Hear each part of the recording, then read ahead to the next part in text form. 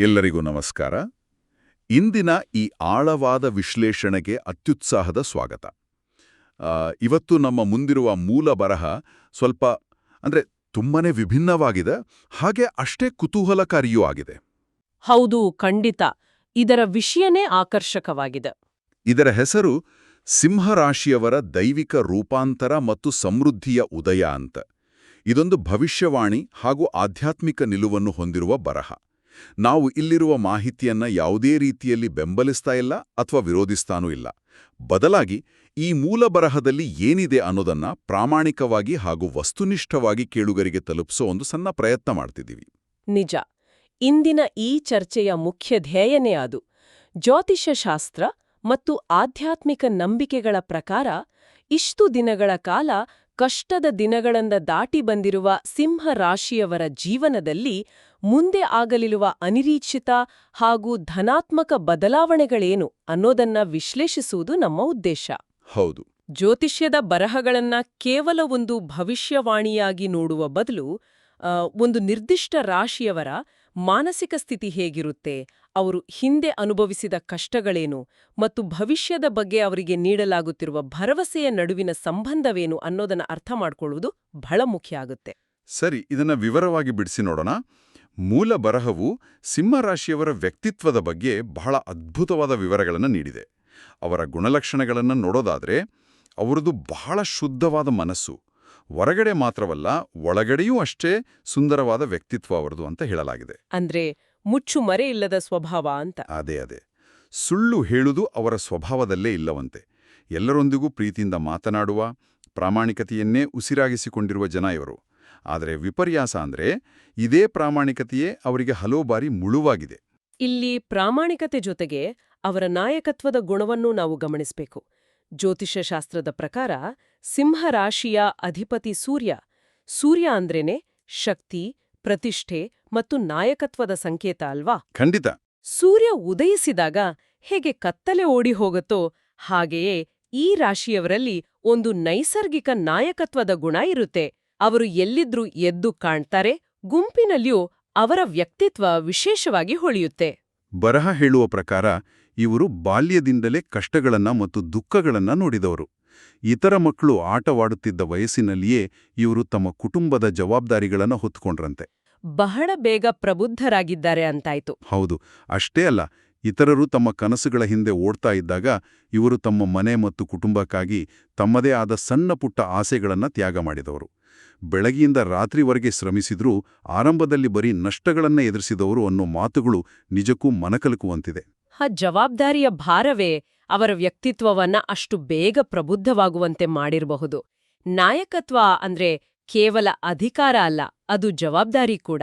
ಆ ಜವಾಬ್ದಾರಿಯನ್ನ ಅವರು ಬಾಲ್ಯದಿಂದಲೇ ತೆಗೆದುಕೊಂಡಿದ್ರಿಂದ ಅವರ ಮಾನಸಿಕ ಸ್ಥಿತಿ ಇತರರಿಗಿಂತ ಹೆಚ್ಚು ಗಂಭೀರವಾಗಿರುತ್ತೆ. ನಿಜ. ಆದ್ರೆ ಅದೇ ಸಮಯದಲ್ಲಿ ಅದು ಹೆಚ್ಚು ಒತ್ತಡದಿಂದಲೂ ಕೂಡಿರುತ್ತೆ. ಸೂರ್ಯನಂತೆ ಪ್ರಖರವಾದ ಪ್ರಾಮಾಣಿಕತೆ ಮತ್ತು ಸ್ವಾಭಿಮಾನ ಇವರಲ್ಲಿರೋದ್ರಿಂದ ಇವರು ಯಾರಿಗೂ ಸುಲಭವಾಗಿ ತಲೆಬಾಗುವುದಿಲ್ಲ. ಆ ಸ್ವಾಭಿಮಾನದ ಬಗ್ಗೆ ಮೂಲ ಬರಹದಲ್ಲಿಯೂ ಸ್ಪಷ್ಟವಾಗಿ ಉಲ್ಲೇಖಿಸಲಾಗಿದೆ. ಸಿಂಹರಾಶಿಯವರು ಯಾವುದೇ ಮೌಲ್ಯವಿಲ್ಲದ ಸ್ಥಳದಲ್ಲಿ ಒಂದು ನಿಮಿಷವೂ ನಿಲ್ಲುವುದಿಲ್ಲವಂತೆ. ಅವರಿಗೆ ತಮ್ಮದೇ ಆದ ಒಂದು ದಿಟ್ಟತನ ಇದೆ. ಅದು ಅಹಂಕಾರ ಅಲ್ಲ, ಬದಲಿಗೆ ಅದು ಅವರ ಸ್ವಾಭಿಮಾನ. ಹೌದು, ಅಹಂಕಾರಕ್ಕೂ ಸ್ವಾಭಿಮಾನಕ್ಕೂ ಬಹಳ ವ್ಯತ್ಯಾಸ ಇದೆ. ಖಂಡಿತ. ಒಳ್ಳೆಯವರಿಗೆ ತುಂಬಾ ಒಳ್ಳೆಯವರು, ಆದರೆ ಯಾರಾದ್ರೂ ಗೇಲಿ ಮಾಡಿದರೆ ಸುಮ್ಮನಿರುವರಲ್ಲ. ಇಂತಹ ಕಠಿಣ ವ್ಯಕ್ತಿತ್ವ ಮತ್ತು ಕಷ್ಟದ ಹಿನ್ನೆಲೆ ಹೊಂದಿರುವ ಇವರಿಗೆ ನನಗೆ ಯಾಕೆ ಹೀಗಾಗುತ್ತಿದೆ ಅಂತ ಮೌನವಾಗಿ 10 ದಿನಗಳು ಸಾಕಷ್ಟು ಇವೆ ಅಂತ ಮೂಲ ವಿವರಿಸುತ್ತೆ. ಇಲ್ಲಿಗೊಂದು ಆಕರ್ಷಕವಾದ ವಿಷಯವೇನೆಂದ್ರೆ ಈ ಗ್ರಹಗಳ ಸಂಯೋಜನೆ ಮತ್ತು ಅವರ ಮಾನಸಿಕ ಸ್ಥಿತಿಯ ನಡುವೆ ಒಂದು ಸೂಕ್ಷ್ಮವಾದ ನಂಟಿದೆ. ತಮಗೆ ಸರಿಯೆನಿಸಿದ್ದನ್ನು ಮಾತ್ರ ಮಾಡುವುದು, ಬೇರೆಯವರ ತಪ್ಪುಗಳನ್ನು ಸಹಿಸದಿರುವುದು ಇವರನ್ನ ಸ್ವಲ್ಪ ಒಂಟಿಯಾಗಿಸಿರಬಹುದು. ಆಬ್ವಿಯಸ್ಲಿ. ಸಮಾಜದಲ್ಲಿ ಎಲ್ಲರೂ ರಾಜಿ ಮಾಡಿಕೊಳ್ಳುವಾಗ ಇವರು ತಮ್ಮ ಮೌಲ್ಯಗಳಿಗೆ ಅಂಟುಕೊಂಡು ಕೂರೋದು ಇವರ ಕಷ್ಟಗಳನ್ನ ಇನ್ನಷ್ಟು ಹೆಚ್ಚಿಸಿರಬಹುದು. ಆ ಒಂಟಿತನವೇ ಅವರ ಆ ಮೌನದ ಅಳುವಿಗೆ ಕಾರಣ ಆಗಿರಬಹುದು. ಆದ್ರೆ ಆ ಕಾಯುವಿಕೆಯ ಅಂತ್ಯ ಈಗ ಬಂದಿದೆ ಅಂತ ಬರಹ ಘೋಷಿಸುತ್ತೆ. ಅದೃಷ್ಟ ಅನ್ನೋದು ಸರಿಯಾದ ಸಮಯಕ್ಕಾಗಿ ಕಾಯುತ್ತಿತ್ತು, ಆ ಸಮಯ ಈಗ ಬಂದಿದೆ ಅಂತ ಹೇಳಲಾಗಿದೆ. ಶೀಘ್ರದಲ್ಲೇ ಇವರ ಜೀವನದಲ್ಲಿ 4 ದೊಡ್ಡ ಒಳ್ಳೆಯ ಸುದ್ದಿಗಳು ಬರಲಿವೆ ಅನ್ನೋದು ಈ ಬರಹದ ಪ್ರಮುಖ ಆಕರ್ಷಣೆ. ಆ 4 ಸುದ್ದಿಗಳು ಯಾವ್ದು ಅಂತ ನೋಡೋದು ಇಂಟ್ರೆಸ್ಟಿಂಗ್ ಆಗಿದೆ. ಹೌದು. ಇಲ್ಲಿಯವರೆಗೆ ಅರ್ಧಕ್ಕೆ ನಿಂತಿದ್ದ ಸ್ಥಗಿತಗೊಂಡಿದ್ದ ಕೆಲಸಗಳೆಲ್ಲವೂ ಈಗ ಸುಗಮವಾಗಿ ಪೂರ್ಣಗೊಳ್ತವೆ ಅಂತ ಹೇಳಲಾಗಿದೆ. ಕೇವಲ ಒಳ್ಳೆಯದಾಗುತ್ತೆ ಅಂತ ಸಾಮಾನ್ಯವಾಗಿ ಹೇಳುವ ಬದಲು ನಿರ್ದಿಷ್ಟ ವರ್ಗಗಳಿಗೆ ಏನೇನು ಲಾಭಗಳಾಗುತ್ತವೆ ಅಂತ ವಿವರಿಸುವುದು ಓದುಗರಿಗೆ ಒಂದು ಸ್ಪಷ್ಟವಾದ ಭರವಸೆಯನ್ನ ನೀಡುತ್ತೆ. ಕಷ್ಟದ ಸುಳಿಯಲ್ಲಿ ಸಿಲುಕಿರುವ ಒಬ್ಬ ವ್ಯಕ್ತಿಗೆ ತನ್ನದೇ ವೃತ್ತಿಗೆ ಸಂಬಂಧಿಸಿದ ಒಂದು ಸಕಾರಾತ್ಮಕ ಭವಿಷ್ಯವಾಣಿಯು ದೊಡ್ಡ ಮಟ್ಟದ ನೆಮ್ಮದಿಯನ್ನ ತಂದುಕೊಡುತ್ತೆ. ಇದು ಮಾನಸಿಕವಾಗಿ ಬಹಳ ಶಕ್ತಿಶಾಲಿಯಾದ ಪರಿಣಾಮ ಬೀರುತ್ತೆ. ಆ ನಿರ್ದಿಷ್ಟ ವರ್ಗಗಳ ಬಗ್ಗೆ ಮಾತಾಡೋದಾದರೆ ಮೊದಲನೆಯದಾಗಿ ವಿದ್ಯಾರ್ಥಿಗಳ ವಿಚಾರವನ್ನು ತೆಗೆದುಕೊಳ್ಳೋಣ. ಅವರ ಕಠಿಣ ಪರಿಶ್ರಮ ವ್ಯರ್ಥವಾಗೋದಿಲ್ಲವಂತೆ. ಪರೀಕ್ಷೆಗಳಲ್ಲಿ ಉತ್ತಮ ಯಶಸ್ಸು ಸಿಗುತ್ತೆ ಮತ್ತು ಅವರು ಬಹಳ ದಿನಗಳಿಂದ ಕಾಯ್ತಿದ್ದ ಕೋರ್ಸ್ ಅಥವಾ ಸೀಟು ಅವರನ್ನ ಹುಡುಕಿಕೊಂಡು ಬರುವ ಸೂಚನೆಗಳಿವೆ ಅಂತ ಹೇಳಲಾಗಿದೆ. ಇದು ತುಂಬಾ ಮುಖ್ಯವಾದ ಅಂಶ. ಹೌದಲ್ವಾ? ವಿದ್ಯಾರ್ಥಿ ಜೀವನದ ಆತಂಕದ ನಡುವೆ ಇಂತಹ ಒಂದು ಭರವಸೆ ಎಷ್ಟೊಂದು ನಿರಾಳತೆಯನ್ನು ನೀಡುತ್ತೆ. ಖಂಡಿತವಾಗಿಯೂ. ಕಾಯುವಿಕೆ ಎನ್ನುವುದು ಮನುಷ್ಯನ ಮನಸ್ಸನ್ನು ಬಹಳ ದಣಿಸುತ್ತೆ. ಅದರಲ್ಲೂ ವಿದ್ಯಾರ್ಥಿಗಳಿಗೆ ತಮ್ಮ ಭವಿಷ್ಯದ ಬಗೆಗಿನ ಅನಿಶ್ಚಿತತೆ ದೊಡ್ಡ ಭಯವನ್ನೇ ಹುಟ್ಟಿಸುತ್ತೆ. ತಮಗೆ ಬೇಕಾದ ಸೀಟು ಸಿಗುತ್ತೆ ಎಂಬ ಮಾತು ಅವರಲ್ಲಿನ ಓದಿನ ಆಸಕ್ತಿಯನ್ನು ಇನ್ನಷ್ಟು ಹೆಚ್ಚಿಸಿ ಅವರ ಏಕಾಗ್ರತೆಯನ್ನು ಉತ್ತಮಗೊಳಿಸಲು ಖಂಡಿತ ಸಹಾಯ ಮಾಡುತ್ತೆ. ಇನ್ನು ಉದ್ಯಮಿಗಳ ಅಥವಾ ವ್ಯಾಪಾರಿಗಳ ವಿಚಾರಕ್ಕೆ ಬಂದರೆ ಇಲ್ಲಿ ಅವರಿಗೆ ಇದ್ದ ಅಡೆತಡೆಗಳೆಲ್ಲವೂ ಕಡಿಮೆಯಾಗಿ ಸ್ಥಗಿತಗೊಂಡಿದ್ದ ವ್ಯಾಪಾರಗಳು ಮತ್ತೆ ಶುರುವಾಗುತ್ತವಂತೆ. ಹೊಸ ಒಪ್ಪಂದಗಳು ಸಿಗುವ ಸಾಧ್ಯತೆಯಿದೆ, ಮಾಡಿರುವ ಹೂಡಿಕೆಯಿಂದ ಉತ್ತಮ ಲಾಭ ಬರುತ್ತೆ ಮತ್ತು ವ್ಯಾಪಾರದಲ್ಲಿ ಸ್ಥಿರತೆ ಕಾಣಿಸುತ್ತೆ ಅಂತ ಮೂಲ ಭರವಸೆ ನೀಡುತ್ತೆ. ಮಾರುಕಟ್ಟೆಯ ಏರಿ ಇಳಿತಗಳಿಂದ ಕಂಗೆಟ್ಟಿದ್ದ ವ್ಯಾಪಾರಿಗೆ ಇದೊಂದು ಹೊಸ ಉಸಿರು ಕೊಟ್ಟಂತಾಗುತ್ತೆ. ನಿಜ. ವ್ಯಾಪಾರದಲ್ಲಿ ಸ್ಥಿರತೆ ಎಂಬ ಪದವೇ ಬಹಳ ಮುಖ್ಯವಾದದ್ದು. ದಿನವೂ ನಷ್ಟದ ಭಯದಲ್ಲಿ ವ್ಯಾಪಾರ ಮಾಡುವ ಬದಲು ನಾಳೆ ಲಾಭ ಬರುತ್ತೆ ಎಂಬ ಭರವಸೆಯು ಉದ್ಯಮಿಯನ್ನು ಹೊಸ ಹೊಸ ಪ್ರಯೋಗಗಳನ್ನ ಮಾಡಲು ಪ್ರೇರೇಪಿಸುತ್ತೆ. ಹೂಡಿಕೆಗೆ ತಕ್ಕ ಪ್ರತಿಫಲ ಸಿಕ್ಕಾಗ ಆರ್ಥಿಕ ವ್ಯವಸ್ಥೆಯ ಮೇಲಿನ ನಂಬಿಕೆ ಮರುಕಳಿಸುತ್ತೆ. ಅದೇ ರೀತಿ ಉದ್ಯೋಗಿಗಳಿಗೆ ಇದು ಅತ್ಯುತ್ತಮ ಸಮಯ ಅಂತ ಹೇಳಲಾಗಿದೆ. ಅವರು ಇಷ್ಟು ದಿನ ಸದ್ದಿಲ್ಲದೆ ಮಾಡ್ತಾ ಇದ್ದ ಕೆಲಸವನ್ನ ಮೇಲಧಿಕಾರಿಗಳು ಕೊನೆಗೂ ಗುರುತಿಸ್ತಾರಂತೆ. ಸಂಬಳ ಹೆಚ್ಚಳ, ಬಡ್ತಿ ಅಥವಾ ಉನ್ನತ ಸ್ಥಾನಮಾನಕ್ಕೆ ಅವಕಾಶಗಳಿವೆ ಮತ್ತು ಅವರ ಸ್ಥಾನ ಕಚೇರಿಯಲ್ಲಿ ಬಲಗೊಳ್ಳುತ್ತೆ. ಓ, ಇದು ಬಹಳ ಜನರಿಗೆ ರಿಲೀಫ್ ಕೊಡೋ ವಿಚಾರ. ಖಂಡಿತ. ಉದ್ಯೋಗಕ್ಕಾಗಿ ಕಾಯ್ತಿರುವವರಿಗೂ ಸಂದರ್ಶನಗಳಲ್ಲಿ ಯಶಸ್ಸು ಸಿಗ್ಲಿದೆಯಂತೆ. ಕಚೇರಿಯಲ್ಲಿ ತಾವು ಎಷ್ಟೇ ದುಡಿದ್ರೂ ಬೆಲೆ ಇಲ್ಲ ಅಂತ ನೊಂದಿದ್ದವರಿಗೆ ಇದು ಸಿಹಿಸುದ್ದಿನೇ ಸರಿ. ಒಬ್ಬ ಉದ್ಯೋಗಿಯ ಅತಿದೊಡ್ಡ ಹತಾಶೆ ಅಂದ್ರೆ ತನ್ನ ಶ್ರಮಕ್ಕೆ ಮನ್ನಣೆ ಸಿಗದೇ ಇರೋದು. ಮೇಲಧಿಕಾರಿಗಳು ಗುರುತಿಸ್ತಾರೆ ಎಂಬ ಭರವಸೆಯು ಅವರಲ್ಲಿ ಹೊಸ ಉತ್ಸಾಹವನ್ನು ತುಂಬುತ್ತೆ. ಸಂದರ್ಶನಗಳಲ್ಲಿ ಯಶಸ್ಸು ಸಿಗುತ್ತೆ ಅನ್ನೋದು ನಿರುದ್ಯೋಗದ ಕತ್ತಲೆಯಲ್ಲಿರುವವರಿಗೆ ಒಂದು ದೊಡ್ಡ ಬೆಳಕಿನ ಕಿರಣ ಇದ್ದಾಗೆ. ಇದು ಅವರ ಆತ್ಮವಿಶ್ವಾಸವನ್ನ ಹೆಚ್ಚಿಸಿ ಇಂಟರ್ವ್ಯೂನ ಇನ್ನಷ್ಟು ಧೈರ್ಯದಿಂದ ಎದುರಿಸಲು ಸಹಾಯ ಮಾಡುತ್ತೆ. ಕಡೆಯದಾಗಿ ಮದುವೆ ಆಕಾಂಕ್ಷಿಗಳಿಗೆ ಬಹಳ ದಿನಗಳಿಂದ ವಿಳಂಬವಾಗಿದ್ದ ಅಥವಾ ಅಡೆತಡೆಗಳನ್ನು ಎದುರಿಸುತ್ತಿದ್ದ ವಿವಾಹ ಕಾರ್ಯಗಳು ಈ ವರ್ಷ ಖಂಡಿತವಾಗಿಯೂ ಕೂಡಿ ಬರ್ತವೆ ಅಂತ ಬಹಳ ಸ್ಪಷ್ಟವಾಗಿ ಹೇಳಲಾಗಿದೆ. ಭಾರತೀಯ ಸಮಾಜದಲ್ಲಿ ಇದು ಬಹಳ ದೊಡ್ಡ ರಿಲೀಫ್. ಹೌದು. ಸಮಾಜದ ಪ್ರಶ್ನೆಗಳಿಗೆ ಬೇಸತ್ತಿದ್ದವರಿಗೆ, ಕುಟುಂಬದಲ್ಲಿನ ಆತಂಕಗಳಿಗೆ ಇದು ಒಂದು ಮುಕ್ತಾಯವನ್ನ ತಂದುಕೊಡುತ್ತೆ. ಈ 4 ಸಿಹಿ ಸುದ್ದಿಗಳ ಒಟ್ಟಾರೆ ಪರಿಣಾಮವನ್ನು ನಾವು ಗಮನಿಸಬೇಕು. ಈ ಎಲ್ಲಾ ವರ್ಗವಾರು ಭವಿಷ್ಯಗಳ ಅಂತಿಮ ಗುರಿ ಮನುಷ್ಯನಿಗೆ ಆರ್ಥಿಕ ಮತ್ತು ಕೌಟುಂಬಿಕ ನೆಮ್ಮದಿಯನ್ನು ಒದಗಿಸುವುದು. ಮೂಲ ಬರಹದಲ್ಲಿ ಹೇಳಿರುವಂತೆ ಆರ್ಥಿಕ ಒತ್ತಡ ಮತ್ತು ಸಾಲದ ಬಾಧೆ ಕಡಿಮೆಯಾಗುವುದು ಮನುಷ್ಯನಿಗೆ ಅತಿ ದೊಡ್ಡ ಸಾಂತ್ವನ. ದೀರ್ಘಕಾಲದಿಂದ ಮನಸ್ಸಿನ ಮೇಲಿದ್ದ ಆರ್ಥಿಕ ಹೊರೆ ಕಡಿಮೆಯಾದಾಗ ನಿಜವಾಗಿಯೂ ಮುಕ್ತವಾಗಿ ಉಸಿರಾಡುವ ಸಮಯ ಬರುತ್ತೆ. ಹಣದ ಹರಿವು ಹೆಚ್ಚಾದಾಗ ಕುಟುಂಬದಲ್ಲಿನ ಸಣ್ಣಪುಟ್ಟ ಜಗಳಗಳು, ತಪ್ಪುಗ್ರಹಿಕೆಗಳು ತಾನಾಗೇ ಮಾಯವಾಗ್ತವೆ. ರಾತ್ರಿ ಮಲಗುವಾಗ ಕಾಡ್ತಾ ಇದ್ದ ಚಿಂತೆಗಳು ದೂರವಾಗಿ ಬೆಳಗ್ಗೆ ಎದ್ದಾಗ ಹೊರೆಯ ಬದಲು ಭರವಸೆ ಮೂಡುತ್ತೆ. ಇದು ಕೇವಲ ಹಣಕಾಸಿನ ಬದಲಾವಣೆ ಅಲ್ಲ, ಇದೊಂದು ಸಂಪೂರ್ಣ ಮಾನಸಿಕ ಮತ್ತು ಭಾವನಾತ್ಮಕ ರೂಪಾಂತರ.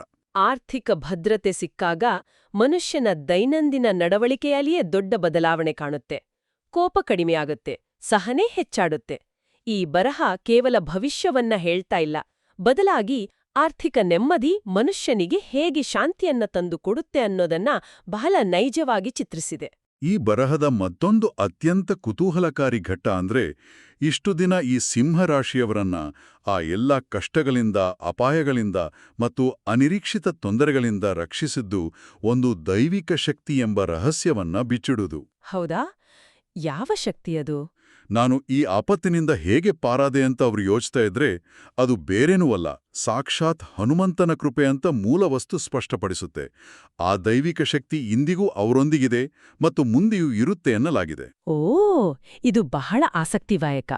ಇದನ್ನು ನಾವು ವಿಶಾಲ ದೃಷ್ಟಿಕೋನದಿಂದ ನೋಡಿದೆ, ಆಧ್ಯಾತ್ಮಿಕ ನಂಬಿಕೆಯು ಮನುಷ್ಯನಿಗೆ ಹೇಗೆ ಅಗಾಧವಾದ ಮಾನಸಿಕ ಧೈರ್ಯವನ್ನು ತುಂಬುತ್ತೆ ಅನ್ನೋದು ಅರ್ಥ ಆಗುತ್ತೆ. ಆಂಜನೇಯ ಅಥವಾ ಹನುಮಂತ ಎಂದರೆ ಕೇವಲ ಭಕ್ತಿಯ ಸಂಕೇತವಲ್ಲ, ಆತ ಧೈರ್ಯ, ಅಪಾರ ಶಕ್ತಿ, ನಿರಂತರ ಪರಿಶ್ರಮ ಮತ್ತು ಯಶಸ್ಸಿನ ಪ್ರತೀಕ. ಇಂಥ ದೊಡ್ಡ ಶಕ್ತಿ ತನ್ನ ಬೆನ್ನಿಗಿದೆ ಎಂಬ ಭಾವನೆಯ ಮನುಷ್ಯನಿಗೆ ಆನೆ ಬಲ ತಂದುಕೊಡುತ್ತೆ. ಕಷ್ಟದ ಸಮಯದಲ್ಲಿ ಮನುಷ್ಯ ನನಗೆ ಯಾಕೆ ಹೀಗಾಗುತ್ತಿದೆ ಎಂಬ ಹತಾಶೆಗೆ ಒಳಗಾಗುವುದು ಸಹಜ. ಆದರೆ ಸಾಕ್ಷಾತ್ ಹನುಮಂತನೇ ನನ್ನ ಬೆನ್ನಿಗಿದ್ದಾನೆ, ನನ್ನನ್ನು ರಕ್ಷಿಸುತ್ತಿದ್ದಾನೆ ಎಂಬ ನಂಬಿಕೆ ಮೂಡಿದಾಗ ಆ ಹತಾಶೆಯು ದಿಢೀರನೆ ಆತ್ಮವಿಶ್ವಾಸವಾಗಿ ಬದಲಾಗುತ್ತೆ. ನಾನು ಎಂತಹ ಕಠಿಣ ಪರೀಕ್ಷೆಯನ್ನು ಎದುರಿಸಬಲ್ಲೆ ಅನ್ನೋ ಛಲ ಹುಟ್ಟುತ್ತೆ. ಹೌದು. ಇದು ಅವರನ್ನ ಬಲಿಪಶು ಮನಸ್ಥಿತಿಯಿಂದ ಹೊರತಂದು ಹೋರಾಟಗಾರನ ಮನಸ್ಥಿತಿಗೆ ಕೊಂಡೊಯ್ಯುತ್ತೆ. ಆ ನಂಬಿಕೆಯೇ ಅವರ ಒಳಗಿನ ಸುಪ್ತ ಶಕ್ತಿಯನ್ನು ಜಾಗೃತಗೊಳಿಸುತ್ತೆ. ಹನುಮಂತನ ಆಶೀರ್ವಾದ ಪಡೆದವರಿಗೆ ಸ್ವಾಭಾವಿಕವಾಗಿಯೇ ಧೈರ್ಯ ಬರುತ್ತೆ ಎಂಬ ಮಾತು ಮಾನಸಿಕವಾಗಿಯೂ ಮನುಷ್ಯನ ಮನೋಬಲವನ್ನ ಇಮ್ಮಡಿಗೊಳಿಸುತ್ತೆ. ಯಾವುದೇ ಕಷ್ಟ ಬಂದರೂ ಅದನ್ನ ಎದುರಿಸುವ ಮಾನಸಿಕ ಸಿದ್ಧತೆಯನ್ನ ಈ ನಂಬಿಕೆ ಒದಗಿಸುತ್ತೆ. ಈ ಮೂಲಬರಹ ಕೇವಲ ನಂಬಿಕೆ ಮತ್ತು ಭರವಸೆಯ ಮಾತುಗಳನ್ನಾಡಿ ಸುಮ್ಮನೆ ಆಗೋದಿಲ್ಲ. ಬದಲಿಗೆ ಕೆಲವು ಬಹಳ ನಿರ್ದಿಷ್ಟವಾದ ಆಚರಣೆಗಳು, ಎಚ್ಚರಿಕೆಗಳು ಮತ್ತು ಅದೃಷ್ಟದ ಸಂಕೇತಗಳನ್ನು ಕೂಡ ನೀಡಿದೆ. ಇಲ್ಲಿಯೇ ಇದು ನಿಜವಾಗಿಯೂ ಅತ್ಯಂತ ಕುತೂಹಲಕಾರಿಯಾಗುವುದು. ಅಂದ್ರೆ ನಿರ್ದಿಷ್ಟ ಪರಿಹಾರಗಳನ್ನು ಸೂಚಿಸಿದ್ದಾರಾ? ಹೌದು, ಯಾಕೆಂದ್ರೆ ಇಷ್ಟು ನಿರ್ದಿಷ್ಟವಾಗಿ ವಿವರಗಳನ್ನು ನೀಡುವುದು ಸಾಮಾನ್ಯ ಅಲ್ಲ. ಉದಾಹರಣೆಗೆ, ದೈವಿಕ ಕೃಪೆ ಹೆಚ್ಚಾಗಲು ಕೆಲವು ಪರಿಹಾರಗಳನ್ನು ಸೂಚಿಸಲಾಗಿದೆ. ಮಂಗಳವಾರದಂದು ಹನುಮಾನ್ ದೇವಸ್ಥಾನಕ್ಕೋಗಿ ತೆಂಗಿನಕಾಯಿ ಒಡೆದು 11 ಪ್ರದಕ್ಷಿಣೆ ಹಾಕಬೇಕು ಅಂತ ಹೇಳಲಾಗಿದೆ. ಆ ಪರಿಹಾರಗಳ ಹಿಂದಿರುವ ಉದ್ದೇಶವನ್ನ ನಾವು ಗಮನಿಸಬೇಕು. ಇದು ಕೇವಲ ಒಂದು ಆಚರಣೆ ಅಲ್ಲ, ಇದು ಭಕ್ತಿಯನ್ನು ವ್ಯಕ್ತಪಡಿಸುವ ಸಂಕಲ್ಪ. ಒಂದು ನಿರ್ದಿಷ್ಟ ದಿನ, ನಿರ್ದಿಷ್ಟ ಸಂಖ್ಯೆಯ ಪ್ರದಕ್ಷಿಣೆ, ಇವೆಲ್ಲವೂ ಮನುಷ್ಯನ ಮನಸ್ಸಿಗೆ ಒಂದು ರೀತಿಯ ಶಿಸ್ತನ್ನ ಕಲಿಸುತ್ತವೆ. ಇದರ ಜೊತೆಗೆ ಮಂಗಗಳಿಗೆ ಹಣ್ಣುಗಳನ್ನು ನೀಡೋದು ದೊಡ್ಡ ಪುಣ್ಯ ತರುತ್ತೆ, ಏಕೆಂದ್ರೆ ಮಂಗಗಳನ್ನ ಹನುಮಂತನ ಸ್ವರೂಪ ಎಂದೇ ಭಾವಿಸಲಾಗಿದೆ ಅಂತ ಹೇಳಲಾಗಿದೆ. ಇನ್ನೊಂದು ವಿಶೇಷವಾದ ತಂತ್ರವನ್ನು ಇಲ್ಲಿ ಹೇಳಲಾಗಿದೆ. ಏನದು? ಮಂಗಳವಾರದಂದು ಮನೆಯ ಹೊಸ್ತಿಲಿಗೆ 5 ವೀಳ್ಯದೆಲೆಗಳನ್ನು ಕಟ್ಟಬೇಕು ಮತ್ತು ಸರಿಯಾಗಿ 2 ದಿನಗಳ ನಂತರ ಆ ಎಲೆಗಳನ್ನು ನೀರಿನಲ್ಲಿ ಎಸೆಯಬೇಕು. ಇದು ಮನೆಯ ಮೇಲಿರುವ ದುಷ್ಟಶಕ್ತಿಗಳನ್ನ, ಕೆಟ್ಟ ಕಣ್ಣುಗಳನ್ನ ದೂರವಿಡುತ್ತೆ ಅಂತ ಮೂಲ ಬಹಳ ಖಚಿತವಾಗಿ ಹೇಳುತ್ತೆ. ಈ ರೀತಿಯ ಆಚರಣೆಗಳು ಭಾರತೀಯ ಸಂಸ್ಕೃತಿಯಲ್ಲಿ ಬಹಳ ಆಳವಾಗಿ ಬೇರೂರಿವೆ. ನಾನು ಈ ಪರಿಹಾರವನ್ನ ಮಾಡಿದ್ದೇನೆ, ಹಾಗಾಗಿ ಇನ್ನು ಮುಂದೆ ನನಗೆ ಒಳ್ಳೆಯದೇ ಆಗತ್ತೆ ಎಂಬ ಬಲವಾದ ನಂಬಿಕೆಯೇ ಅವರ ಮುಂದಿನ ಹಾದಿಯನ್ನ ಸುಗಮಗೊಳಿಸುತ್ತೆ. ಹೌದು, ಇದು ಮಾನಸಿಕ ಸಾಂತ್ವನವಾಗಿ ಕೆಲಸ ಮಾಡಬಹುದು. ಅಲ್ಲಿ ನಂಬಿಕೆಯೇ ಗುಣಪಡಿಸುವ ಅಥವಾ ಸಕಾರಾತ್ಮಕ ಶಕ್ತಿಯಾಗಿ ಬದಲಾಗುತ್ತೆ. ಆ ವೀಳ್ಯದೆಲೆ ಕಟ್ಟುವ ಪ್ರಕ್ರಿಯೆ ಒಂದು ರೀತಿಯ ಮಾನಸಿಕ ರಕ್ಷಣಾ ಕವಚವನ್ನ ನಿರ್ಮಿಸಿಕೊಳ್ಳುವ ವಿಧಾನ ಇದ್ದ ಹಾಗೆ. ಆದರೆ ಇಲ್ಲಿ ಒಂದು ಪ್ರಶ್ನೆ ಕಾಡುತ್ತೆ. ಕೇವಲ ಭರವಸೆಗಳನ್ನಷ್ಟೇ ನೀಡದೆ ಕೆಲವು ಕಟ್ಟುನಿಟ್ಟಿನ ಎಚ್ಚರಿಕೆಗಳನ್ನು ಕೂಡ ನೀಡಲಾಗಿದೆ. ಹೊರಗಿನವರೊಂದಿಗೆ ಜಾಗೃತರಾಗಿರಬೇಕು, ಅನಗತ್ಯ ಜಗಳಗಳಿಗೆ ಹೋಗಬಾರ್ದು, ಯಾರಾದರೂ ಜಗಳವಾಡ್ತಾ ಇದ್ರೆ ಮಧ್ಯದಲ್ಲಿ ಪ್ರವೇಶಿಸಬಾರ್ದು ಅಂತ ಎಚ್ಚರಿಸಲಾಗಿದೆ. ಎಲ್ಲಕ್ಕಿಂತ ಆಶ್ಚರ್ಯಕರವಾದ ವಿಷಯ ಅಂದ್ರೆ, ನಿರ್ದಿಷ್ಟವಾಗಿ ಆಂಗ್ಲ ಭಾಷೆಯ ಎಂ ಮತ್ತು ಎಸ್ ಅಕ್ಷರದಿಂದ ಪ್ರಾರಂಭವಾಗುವ ಹೆಸರಿನವರಿಂದ ಬಹಳ ಎಚ್ಚರವಾಗಿರಬೇಕು ಅಂತ ಹೇಳಲಾಗಿದೆ. ಎಂ ಮತ್ತು ಎಸ್ ಅಕ್ಷರ, ಇದು ತುಂಬಾ ಸ್ಪೆಸಿಫಿಕ್ ಆಯಿತು. ಹೌದು, ಅವರಿಂದ ಸಮಸ್ಯೆಗಳು ಉದ್ಭವಿಸುವ ಸಾಧ್ಯತೆಗಳಿವೆಯಂತೆ.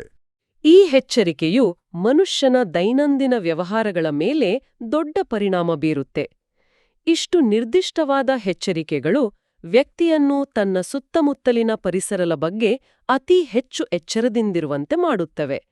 ಅವರು ಪ್ರತಿಯೊಂದು ವ್ಯವಹಾರದಲ್ಲೂ, ಪ್ರತಿಯೊಂದು ಸಂಬಂಧದಲ್ಲೂ ಎಚ್ಚರಿಕೆ ವಹಿಸಲು ಪ್ರಾರಂಭಿಸುತ್ತಾರೆ. ಆ ಎಂ ಮತ್ತು ಎಸ್ ಅಕ್ಷರದವರ ಜೊತೆ ಮಾತನಾಡುವಾಗ ಅವರ ಮನಸ್ಸು ತನ್ನಿಂದ ತಾನೇ ಜಾಗೃತಗೊಳ್ಳುತ್ತೆ. ಈ ಜಾಗರೂಕತೆಯೇ ಅವರ ಅನೇಕ ಸಂಭಾವ್ಯ ತೊಂದರೆಗಳನ್ನ ತಪ್ಪಿಸಬಹುದು. ಇದಲ್ಲದೆ ಅದೃಷ್ಟದ ದಿನಗಳು, ಬಣ್ಣಗಳು ಮತ್ತು ಸಂಖ್ಯೆಗಳ ಪಟ್ಟಿಯನ್ನು ನೀಡಲಾಗಿದೆ. ಶುಕ್ರವಾರ ಮತ್ತು ಭಾನುವಾರ ಹೊಸ ಕೆಲಸಗಳನ್ನು ಪ್ರಾರಂಭಿಸಲು ಅತ್ಯಂತ ಶುಭ ದಿನಗಳು. ಆದರೆ ಆ 2 ದಿನಗಳಲ್ಲಿ ಅಪ್ಪತಪ್ಪಿಯೂ ನೀಲಿ ಬಣ್ಣದ ಬಟ್ಟೆಗಳನ್ನು ಧರಿಸಬಾರದು ಅಂತ ನಿರ್ಬಂಧಿಸಲಾಗಿದೆ. ಬಣ್ಣಗಳ ಮೇಲೂ ನಿಯಂತ್ರಣ ಇದೆಯಾ? ಹೌದು. ಇನ್ನು ಅದೃಷ್ಟದ ಬಣ್ಣಗಳೆಂದರೆ ಹಸಿರು, ಕೆಂಪು, ಹಳದಿ, ಕಪ್ಪು, ಬಿಳಿ ಮತ್ತು ಗುಲಾಬಿ. ಹಾಗೆ ಅದೃಷ್ಟದ ಸಂಖ್ಯೆ 2 ಅಂತ ಸ್ಪಷ್ಟವಾಗಿ ಉಲ್ಲೇಖಿಸಲಾಗಿದೆ. ಇಂತಹ ನಿಯಮಗಳು ವ್ಯಕ್ತಿಯು ತನ್ನ ಕೆಲಸವನ್ನು ಶಿಸ್ತಿನಿಂದ ಮತ್ತು ಯೋಜನಾಬದ್ಧವಾಗಿ ಮಾಡಲು ಪ್ರೇರೇಪಿಸುತ್ತವೆ.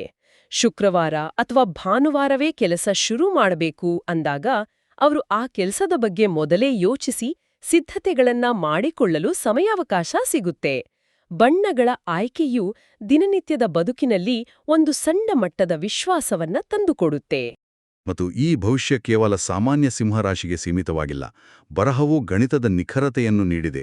ಮಖ ನಕ್ಷತ್ರದ ಎಲ್ಲಾ 4 ಪಾದಗಳು, ಪುಬ್ಬ ನಕ್ಷತ್ರದ ಎಲ್ಲಾ 4 ಪಾದಗಳು ಮತ್ತು ಉತ್ತರ ನಕ್ಷತ್ರದ 1ನೇ ಪಾದ ಸೇರಿ ಒಟ್ಟು 9 ಪಾದಗಳಲ್ಲಿ ಜನಿಸಿದ ಪ್ರತಿಯೊಬ್ಬರಿಗೂ ಈ ಶುಭ ಫಲಿತಾಂಶಗಳು ಖಂಡಿತವಾಗಿಯೂ ಲಭಿಸುತ್ತವೆ ಅಂತ ಕರಾರುವಾಗಿ ಹೇಳಲಾಗಿದೆ. ಅಂದರೆ ಜ್ಯೋತಿಷ್ಯದ ಲೆಕ್ಕಾಚಾರದಲ್ಲಿ ಯಾರನ್ನೂ ಬಿಟ್ಟಿಲ್ಲ ಎಂಬ ಭರವಸೆಯಲ್ಲೇ ಇದೆ. ಆ ಒಟ್ಟು 9 ನಕ್ಷತ್ರ ಪಾದಗಳ ಉಲ್ಲೇಖವು ಈ ರಾಶಿಯ ಪ್ರತಿಯೊಬ್ಬರಿಗೂ ತಮಗೆ ಅನ್ಯಾಯವಾಗುವುದಿಲ್ಲ, ತಮಗೂ ಈ ಅದೃಷ್ಟ ಒಲಿಯುತ್ತೆ ಎಂಬ ಭರವಸೆಯನ್ನು ಸಮಾನವಾಗಿ ಹಂಚುತ್ತೆ. ತಾಂತ್ರಿಕವಾಗಿ ಇಷ್ಟು ವಿವರವಾಗಿ ಹೇಳಿದಾಗ ಕೇಳುಗರಿಗೆ ಆ ಮಾಹಿತಿಯ ಮೇಲಿನ ವಿಶ್ವಾಸ ಇನ್ನಷ್ಟು ಗಟ್ಟಿಯಾಗುತ್ತೆ. ಇದೆಲ್ಲವೂ ಸೇರಿ ಮನುಷ್ಯನಿಗೆ ಒಂದು ಹೊಸ ದಾರಿ ತೋರಿಸುವ ಪ್ರಯತ್ನದಂತೆ ಕಾಣ್ತಾ ಇದೆ. ಈ ಸಂಪೂರ್ಣ ವಿಶ್ಲೇಷಣೆಯ ಸಾರಾಂಶವನ್ನು ನೋಡೋದಾದ್ರೆ, ಸಿಂಹರಾಶಿಯವರ ದೀರ್ಘಕಾಲದ ಕಷ್ಟದ ದಿನಗಳು ಮುಗಿದಿವೆ. ದೈವಿಕ ಅನುಗ್ರಹದಿಂದ, ವಿಶೇಷವಾಗಿ ಹನುಮಂತನ ಕೃಪೆಯಿಂದ ಅವರ ಜೀವನದಲ್ಲಿ ಆತ್ಮವಿಶ್ವಾಸ ಮತ್ತು ಸಮೃದ್ಧಿ ತುಂಬಿದ ಹೊಸ ಅಧ್ಯಾಯ ಶುರುವಾಗುತ್ತಿದೆ ಅನ್ನೋದು ಈ ಮೂಲ ಬರಹದ ತಿರುಳು.